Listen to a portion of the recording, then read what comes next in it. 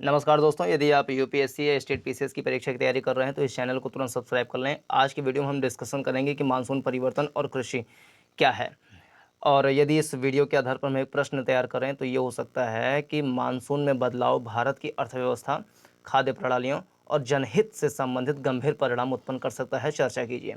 इस प्रकार के प्रश्न आईएएस या पीसीएस के एग्जाम में 150 या 250 शब्दों में लिखने के लिए आ जाता है। तो हम इसको इस तरीके से अध्ययन करेंगे कि हम 250 शब्द जो है आराम से लिख सकें। हालांकि स्टेट पीसीएस में 125 और 200 शब्द लिखने का रिवाज है।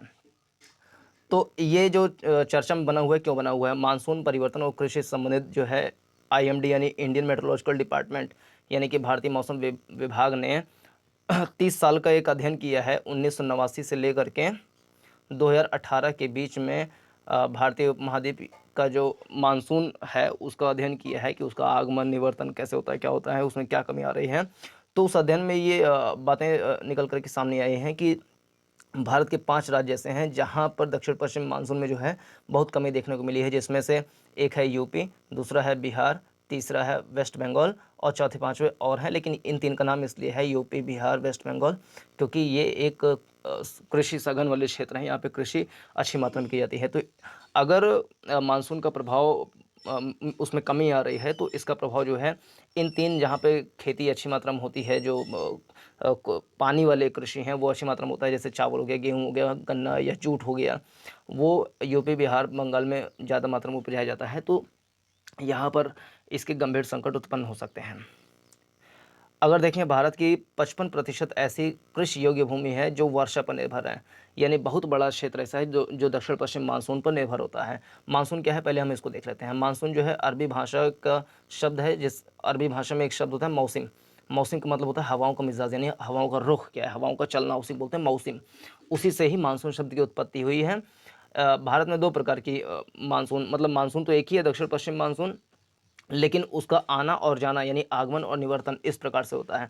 जैसे शीत ऋतु में जो हवाएं ठंडी के सीजन में यानी कि नवंबर दिसंबर में या सितंबर अक्टूबर में जो हवाएं उत्तर पूर्व से लेकर के, यानी जो उत्तर पूर्व भारत है वहाँ से जब दक्षिण पश्चिम की दिशा में बढ़ते हैं, यानी कि ऐसा अगर हम मैप बना लें इंडिया का, थोड़ा-सा अगर हम बना लिए, जम्मू कश्मीर मान लीजिए, यहाँ पे आ गए, फिर ये नॉर्थ ईस्ट वाला इंडिया जो है, यहाँ से जब हवाओं का बहाव जो है श्रीलंका की ओर या तमिलनाडु की ओर होती है, तो इसको बोलते हैं उत्तर पूर्व से दक्षिण पश्चिम की ओर बहाव।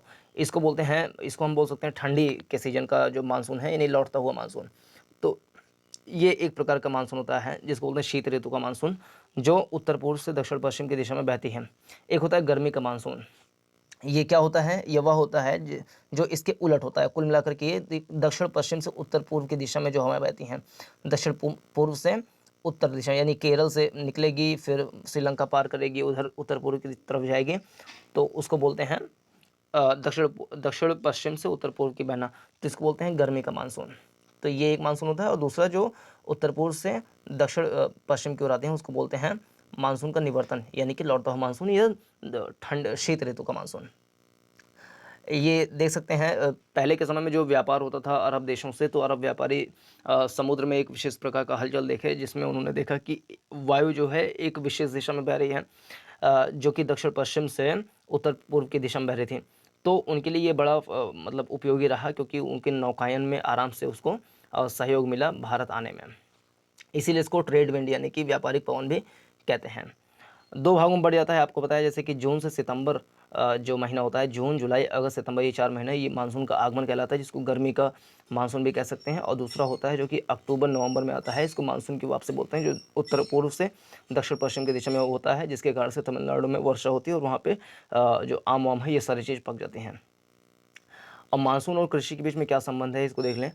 तो भारत में वार्षिक वर्षा के लगभग 80% जो बरसात है वो गर्मी के सीजन में हो जाती है। और गर्मी के सीजन में बहुत सारी फसलें उगाई जाती हैं, जैसे कि गन्ना हो गया, जूट हो गया, धान हो गई, इन सब का उत्पादन बिहार, बंगाल, यूपी, मध्य प्रदेश, यहाँ सब के इलाके में होता है। और जब दक्षिण पश्चिम मानसून में कमी होगी तो इन फसलों पर तुरंत प्रभाव पड़ेगा, क्योंकि 80% जो बारिश है वो आगमन वाली में हो जाती है, और जब उसमें कमी होगी तो इस फसलों पर तुरंत प्रत्यक्ष रूप से उसका नकारात्मक प्रभाव पड़ेगा।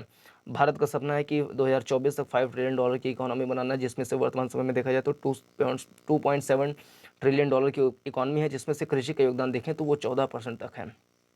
रोज़गार के मायने में बहुत बड़ा रोज़गार मुहैया कराता है। 42% लोग जो है अभी भी रोज़गार पर लगे हुए हैं, पाते हैं इसमें। और कृषि के क्षेत्र में करीब-करीब 49% लोग जो हैं प्रत्यक्ष या अप्रत्यक्ष रूप से 49-50, कहीं-कहीं 52-55% भी लिखा हुआ मिलता है। तो इतने लोग जो हैं कृषि पर प्रत्यक्ष या अप्रत्यक्ष रूप से आश्रित हैं। एकदम प्रत्यक्ष रोज़गार पाने वालों की संख्या 42% है और जीडीपी में योगदान जो है इसका 14% है। इसके अलावा ये कुछ अन्य क्षेत्रों में भी अप्रत्यक्ष रूप से या प्रत्यक्ष रूप से योगदान देता है। जैसे कि विनिर्माण क्षेत्र देखें तो उसका 1/3 हिस्सा जो है विनिर्माण यानी सेकेंडरी जो इंडस्ट्री सेकेंडरी सेक्टर है, उसमें भी 1/3 हिस्सा कृषि के कारण से मुहैया हो पाता है। जिसमें से देखें तो ये विनिर्माण उत्पाद का 1/3 हिस्सा मतलब होता है कि 18%। 18% जीडीपी में योगदान करना। जो खाद्य प्रसंस्करण उद्योग है, उसका बहुत सारा कच्चा माल जो है वो कृषि पर आधारित है।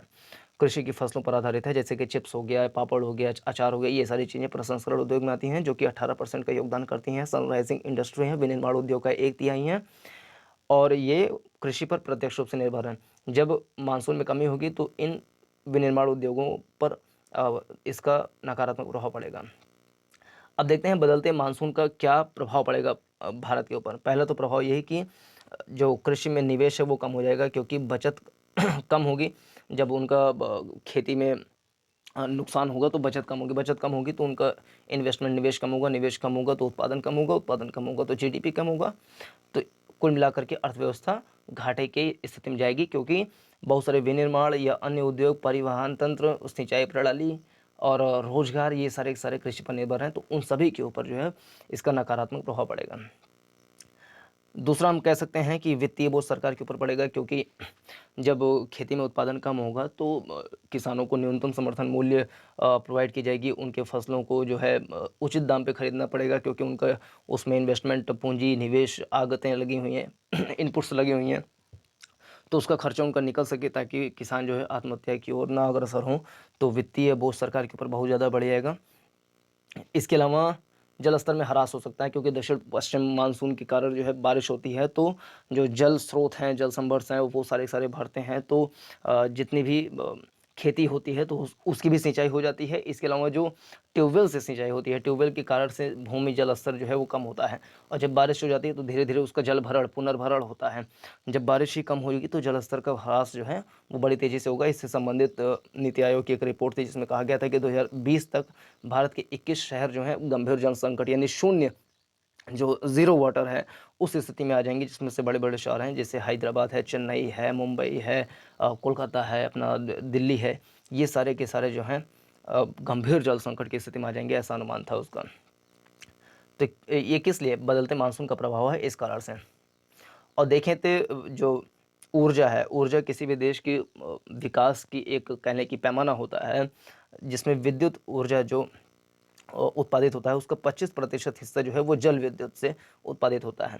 जब दक्षिण पश्चिम मानसून में कमी आएगी तो इससे क्या होगा कि जो जल स्रोत हैं, जलाशय हैं, जिसमें पानी भर दिया जाता है, जलाशय में पानी भरने के बाद उसको छोटे-छोटे बांध बना कर के छोड़ा जाता है, फिर जल विद्युत उत्पादित की जाती है।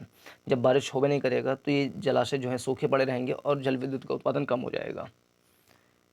तो ज़ाहिर-सी बात है, जल विद्युत का उत्पादन कम होगा तो हम जो परंपरागत तरीके से विद्युत उत्पादन करते हैं कोयले या इन सब से, तो उस पर हमारी निर्भरता बढ़ेगी, जिससे जलवायु परिवर्तन का खतरा और ज़्यादा बढ़ेगा। और ये मुद्रास्फीति को प्रभावित करेगा, क्योंकि उत्पादन में कमी आएगी तो हम विदेशों से जो खाद्यान्न है उसको आयातित करेंगे, इनपुट्स बढ़ेंगे। तो इसके कारण से क्या है कि भारत के लोगों के ऊपर इसका प्रभाव, जो महँगाई है इसकी अ इस रूप में भी पड़ेगा। इसके उपाय क्या हो सकते हैं? उपाय के रूप में हम 3 पॉइंट यहाँ पे देख सकते हैं। पहले ये कि दुनिया की आबादी का 18% जो है भारत में रहता है, और मीठे पानी का केवल 4% संसाधन यहाँ पर है, यानी कि जल स्रोत की बहुत ज़्यादा कमी है, मीठे पानी के स्रोत की कमी है। तो हम ऐसा कुछ उपाय कर सकते हैं कि जो खारे पानी है उन सब का कैसे हम रिसाइक्लिंग कर सकते हैं, मीठे पानी के रूप में उसको बढ़ा सकते हैं, या कैसे जो बहुत ज़्यादा मात्रा में बारिश होती है उसको हम कैसे कंज़र्व कर सकते हैं, धरती के अंदर में कैसे डाल सकते हैं, इस ओर हमें प्रयास करना चाहिए। दूसरा, जो सिंचाई परिवर्तन है, सिंचाई पैटर्न, उसमें हम थोड़ा-सा हम चेंज कर सकते हैं, साइंटिफिक तरीके से कैसे सिंचाई हो, कम पानी में ज़्यादा मात्रा में उत्पादन का फसल का उत्पादन कैसे किया जा सके। जैसे प्रतिबूंद अधिक फसल होता है, टपक सिंचाई पद्धति होता है, पाइप के माध्यम से सिंचाई हो गया, फव्वारे के माध्यम से सिंचाई हो गया। तो इस तरीके से कैसे हम सिंचाई का प्रयोग करें कि कम पानी भी लग जाए और उत्पादन भी अधिक हो। इसके अलावा हम देख सकते हैं भारत का लक्ष्य है कि 2050 तक ग्रीन हाउस गैसों में उत्सर्जन को आधा कर दें। इससे क्या होगा कि जलवायु परिवर्तन में कमी आएगी। वर्तमान समय में ये जो दक्षिण पश्चिम मानसून या अन्य प्रकार की मानसून, जैसे कि अगर हम अमेरिका का पश्चिमी तट देखें, वहाँ पे बहुत ज़्यादा गर्मी हो रही है, 50 डिग्री सेल्सियस तक का तापमान वहाँ पे हो गया है। जबकि वहाँ पे ठंड हुआ करती थी 18, 20, 22 इतने डिग्री तक वहाँ का तापमान रहता था, यानी कि ठंड हुआ करती थी, लेकिन वहाँ पे 50 डिग्री सेल्सियस तापमान हो गया है जुलाई 2021 में। इसका मतलब है कि जलवायु परिवर्तन बड़ी तेज़ी से बढ़ रहा है। जबकि वहीं पर अगर हम न्यूजीलैंड देखें, न्यूजीलैंड में भी जो अंटार्कटिक ब्रस्ट होता है वो वहाँ पर हो रहा है, यानी अंटार्कटिक विस्फोट हो रहा है, यानी कि बहुत बर्फीली वहाँ पे हवाएं चल रही हैं, जिसके कारण से वो क्षेत्र बहुत ज़्यादा ठंडा हो गया है। तो एक क्षेत्र जहाँ पे बहुत ज़्यादा ठंडी हुआ करती थी, वहाँ पे बहुत ज़्यादा गर्मी हो गई, और जहाँ पे कह लें मौसम ठीक ठाक, क्योंकि मकर रेखा पर पड़ता है न्यूजीलैंड, तो वहाँ की जलवायु लगभग वैसी ही होगी जैसे कि भारत की होती है। लेकिन वहाँ पे इतना ज़्यादा अंटार्कटिक प्रस्फोटन हो रहा है, इसके कारण से ठंडी वहाँ पर बढ़ गई है। तो जहाँ पर मानसून जो है न में मतलब अच्छा सहज होता था, वहाँ पर ठंडी खूब ज़्यादा बढ़ गई। जहाँ पर ठंडी खूब हुआ करती थी, वहाँ पे गर्मी खूब ज़्यादा बढ़ गई है। ये सब परिणाम है जलवायु परिवर्तन का, जो कि 10, 20, 50, 100 साल में कभी-कभी होता है, लेकिन इसके परिणाम हमें नकारात्मक रूप से दिन प्रतिदिन देखने को मिलते हैं।